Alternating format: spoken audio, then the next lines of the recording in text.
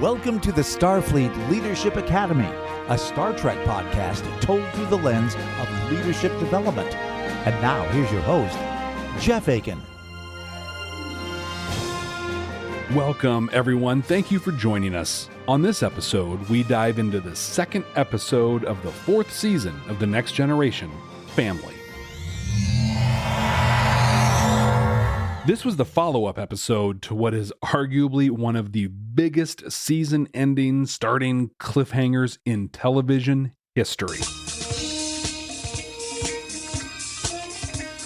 In the Best of Both Worlds, parts 1 and 2, Picard is, spoiler alert, assimilated by the Borg and quite possibly responsible for the destruction of 39 starships and the death of over 11,000 people. I am Locutus, a Borg. He's understandably traumatized by the experience. Yes, he was deborged at the end of the two-parter, and this episode sets out to see how he addresses that. In a very real way, this is the third part to the Best of Both Worlds. This is really important context as the episode starts. The Enterprise is docked for overhaul and refit. Crew are taking some needed R&R after the horrifying events of the Battle of Wolf 359. Riker tells Worf he's looking forward to meeting his parents. Worf is shocked that his parents are coming on board, but Riker encourages him to take some more off-duty time, spend it with them. Meet the parents. They reference the events of Sins of the Father from later in the third season of The Next Generation here. I do not believe any human can truly understand my dishonor. This is the first of a handful of references to past episodes. This really isn't a thing that Trek was known for doing around the time that this episode aired. Picard is packing up to go to Le Bar, France, where he grew up. It's been 20 years since he's been back there. Troy is with him, providing really good counseling. She's asking questions, challenging a lot of his assumptions, and helping him stay on a path towards improving his mental health. Captain Jean-Luc Picard, the man who couldn't be pried out of his seat for vacation for 3 years. He references all the nightmares that he's been having, and he's very confident that he just needs some alone time to recover. Nightmares have ended.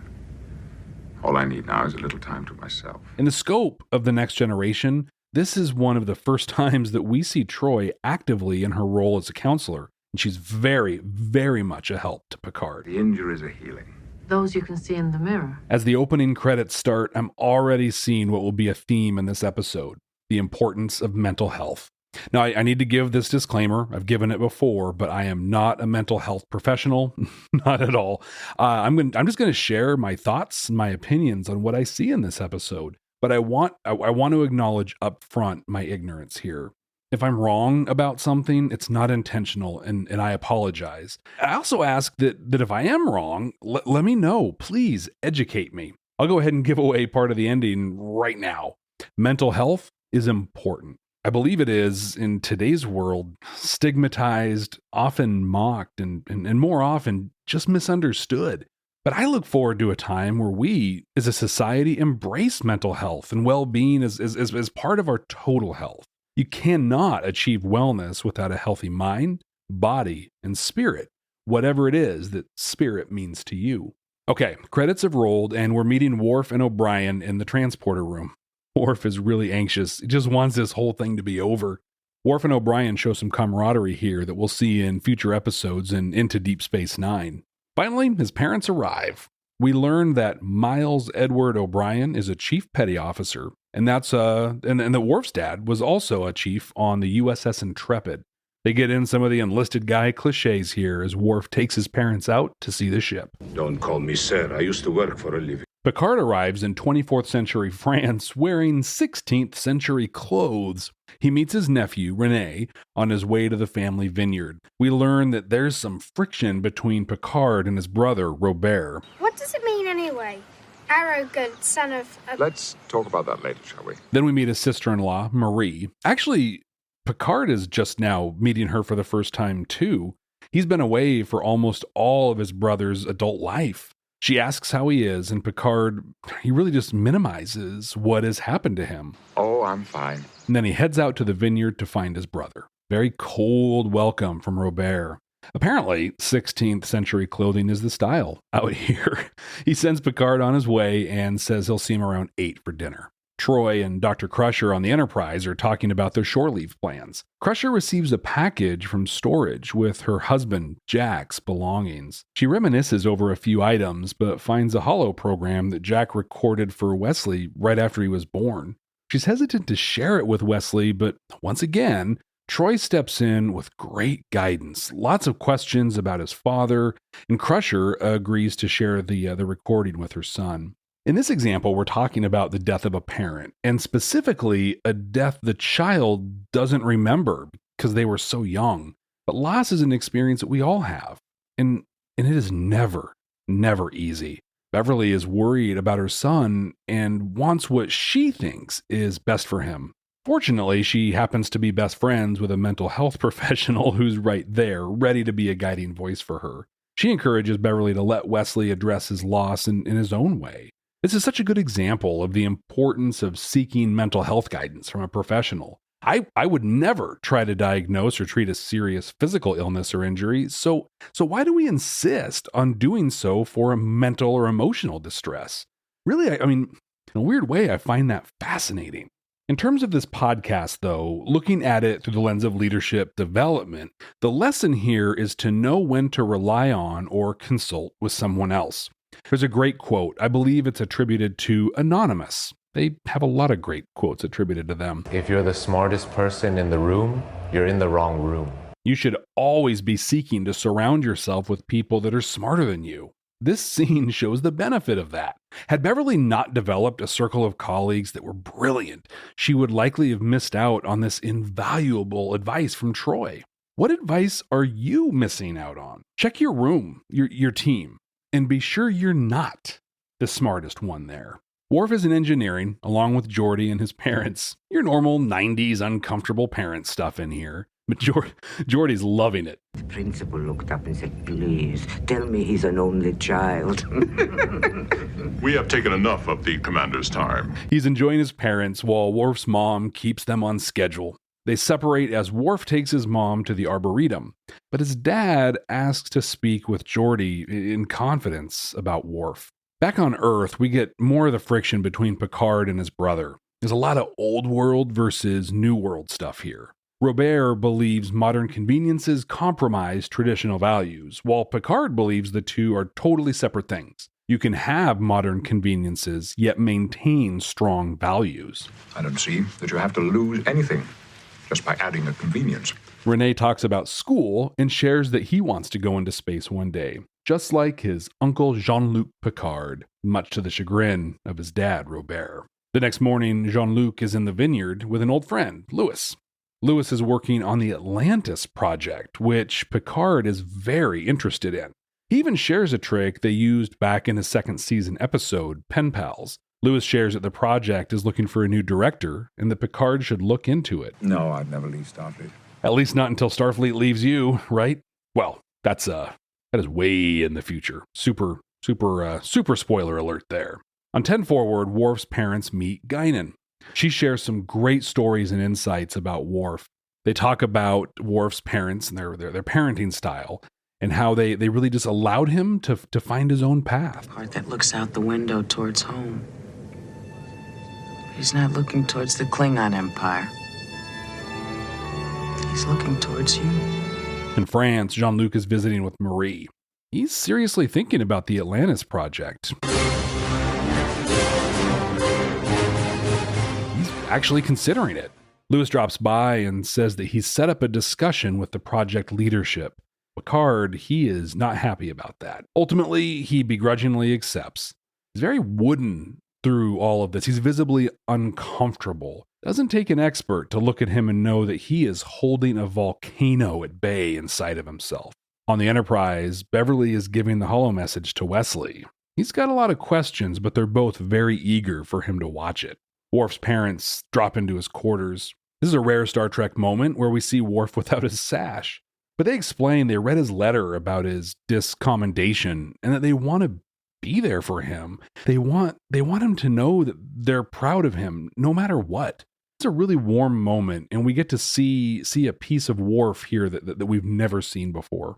Things start really heating up in Labar. Robert is giving Picard a hard time about synthahol, the fact it doesn't get you drunk, and he does this as he's pouring more and more wine into Jean-Luc's glass. Then Robert just goes for it. What happened to you up there? What did they do to you?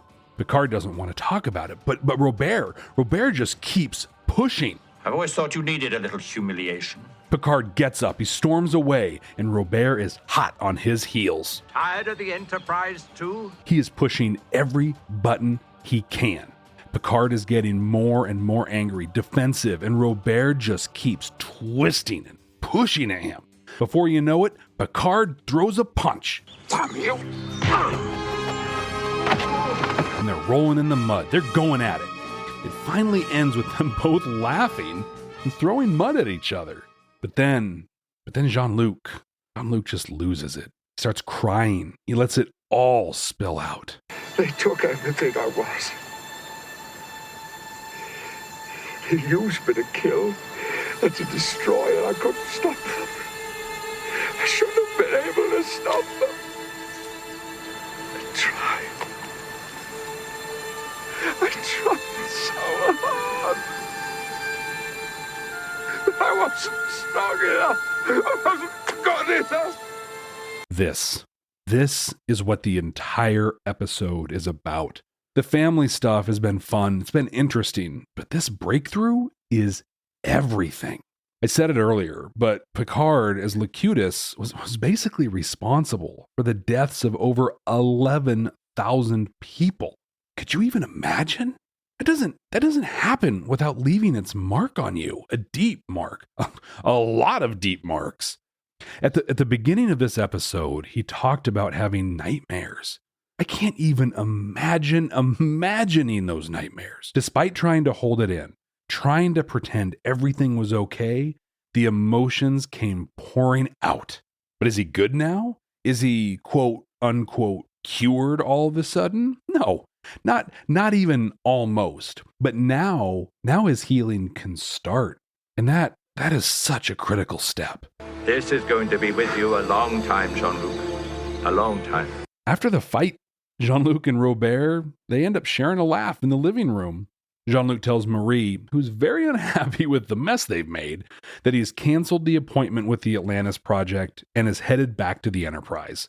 The three of them have a strong bonding moment as we head back to the ship. Wesley heads into the holodeck. He's going to hear from his dad. This is a great scene. As a father, I can imagine totally making a video just like this for my kid.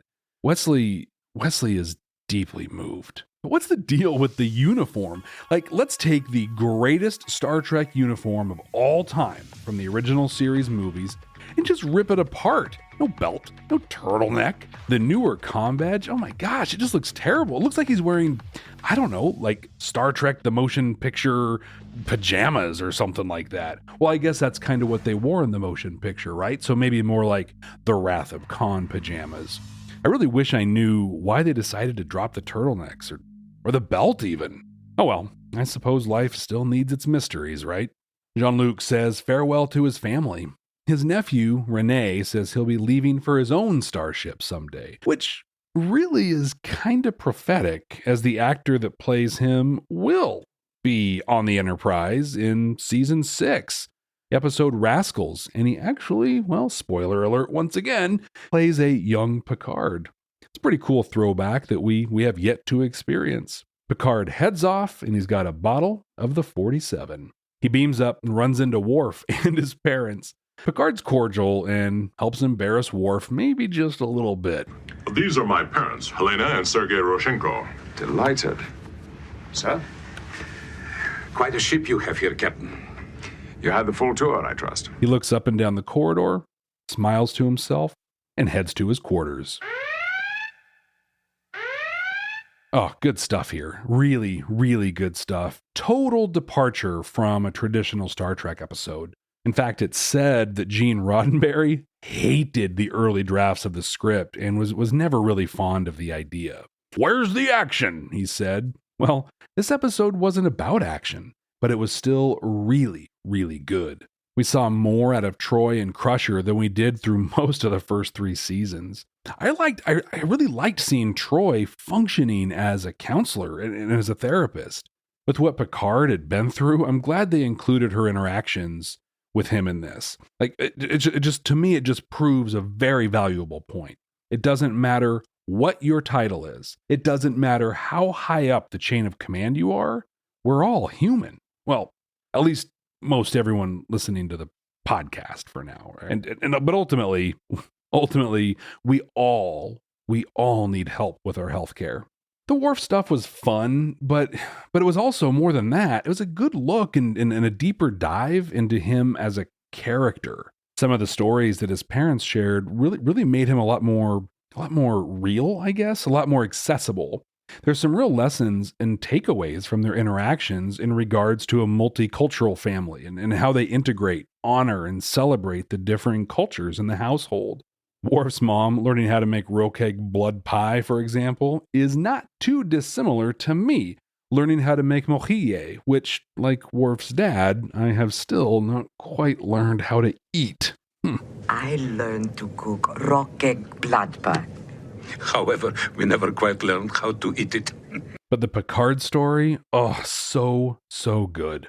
If you remember back to the second episode of the Starfleet Leadership Academy, Picard was, well, he was very much about maintaining his appearance. He was clearly someone that identified himself with his job and his title. In this episode, all of that is out the window. We see a version of him that really we can all relate to. A guy, a dude, a person, just trying to keep it together when his world has fallen apart. That sound familiar? Well, if it doesn't, congratulations. But also, well, if nothing else, you at least know someone that has done exactly this. Well, minus the destruction of 39 starships and the 11,000 deaths. We got to see him ultimately be vulnerable. We saw him begin to come to terms with just unthinkable trauma. Yeah, this was some really good stuff. I've said it maybe too many times now, but this episode is best viewed as part 3 of a trilogy. Well, maybe even part 3 of a quadrilogy. Is that even a word? But Best of Both Worlds, parts 1 and 2, Family, and the film Star Trek First Contact. They really do tell a cohesive and really interesting and great story. Command codes verified. So while this is going to be a relatively short episode, it could either be the shortest episode of the Starfleet Leadership Academy ever, or we can acknowledge the truly powerful lessons here. The lessons of mental health, self-care, and relationships. These themes, they start right away. Riker is handling the operations of taking care of the ship and ensuring people are rotating through their shore leave opportunities. When Worf has some apprehension around his parents' visit, Riker offers him more time. I'm sure we could arrange for you to have more off-duty time while they're here. No. There are over 1,000 people on the Enterprise, and he knows that allowing the crew the time they need to take care of themselves and the people around them is critical. I love that he doesn't even skip a beat here. He just immediately offers the extra time off. The lessons in this episode, though, really come through in Picard's story. He has just been through a horrifyingly traumatic event. Dr. Aphrodite Matsakis says, some of the experiences endured by human beings on this Earth are virtually unbelievable. In this case, we can say anything within 8 light years of Earth. We see evidence that Picard has sought treatment for his trauma. The interactions with Troy at the beginning of this episode show they've been working for some time on his recovery. Your help has been invaluable during my recovery. This is great and should speak a powerful truth to all of us. Regardless of your position or status, our minds and emotions require care. They require medical professional help. If nothing else, I hope this episode, Family, and this episode of the podcast help move us even just a little bit closer to normalizing regular mental and emotional care. Sucking it up and just dealing with it does not make you stronger. It makes you unhealthy. If you broke your leg or you found a tumor, would you just suck it up? Yeah, I don't believe for a second that you would. The point here is that Picard, one of the epitomes of leadership, does not just suck it up after his trauma. He He seeks help.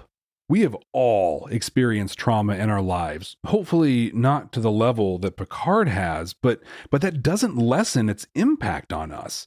Our trauma is experienced in a real way, uniquely, and it needs attention. Just like Picard, we must address our trauma. You know what? This really is so similar to what we talked about when we looked at DS9's Emissary. Sisko went years without addressing his trauma. It took the intervention of the prophets or the wormhole aliens for him to finally see it. We are so lucky that because we don't need aliens to see our trauma. Thankfully, we have access to, honestly, most of us have access to quality healthcare. But let's look at the similarities between Sisko's experience and Picard's experience. First, again, I am not a mental health professional. This is just me looking at what happened in a TV show. So first, they were both confronted by someone outside of themselves. Sisko with the prophets, and Picard with both Troy and his brother Robert. They were both placed into situations where their guard was either down or pointed in another direction. Sisko, for example, was confused. He was trying to make sense of non-linear communication. Picard was faced with a trauma many of us can relate with, trauma of childhood. In both cases, they weren't thinking about the source of their trauma. This next one, to me at least, seems very significant. When their guard around the trauma was down and it came out in front of them, they cried. They shed real, powerful tears. They had an uncontrollable outpouring of emotion, and they let it happen. They just let it happen. They experienced those extreme emotions. What we don't see, unfortunately, after this is the ongoing care they receive. But we can make some assumptions that they do receive that ongoing aftercare. The bottom line here is that it is important. No, it is critical. It is vital to take care of yourself. We're leaders, and we must also lead ourselves. So if we're doing this for ourselves, what do we do for our teams? How do we support their mental health, their physical health, their overall well-being? It is my experience that when people are and feel supported and cared for, they work harder. Their productivity, the quality of their work goes up. Actively investing in the people on your teams results in a net gain. And in fact, I would say this is the most sound investment you could possibly make. There are a lot of ways you can support your teams. Depending on where you live and work, some of that may be provided or even mandated by the government. Either way, offering things like paid time off for any reason, flexible schedules to allow for life, safe, quiet spaces for people to take a moment and breathe. All these can make dramatic differences for people. I have a colleague that works for a huge publicly traded global company. In their division, they have no meeting Wednesdays to give everybody just a day of relief.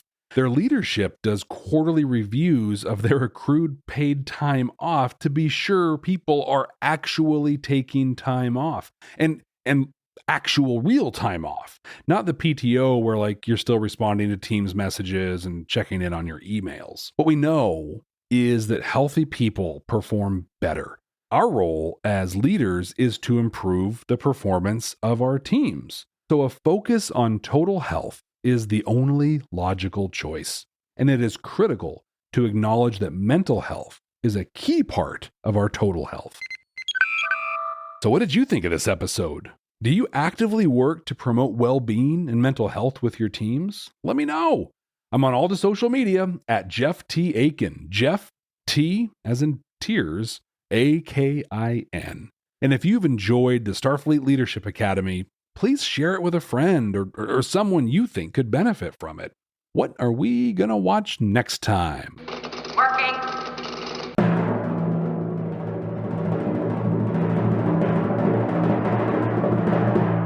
Oh, wow. Season 7, Episode 23 of Voyager, Homestead. For some, an emotional episode. This is one that brings us to almost the finale of Voyager, we say goodbye to a longtime crew member. Well, until then, ex astra scientia.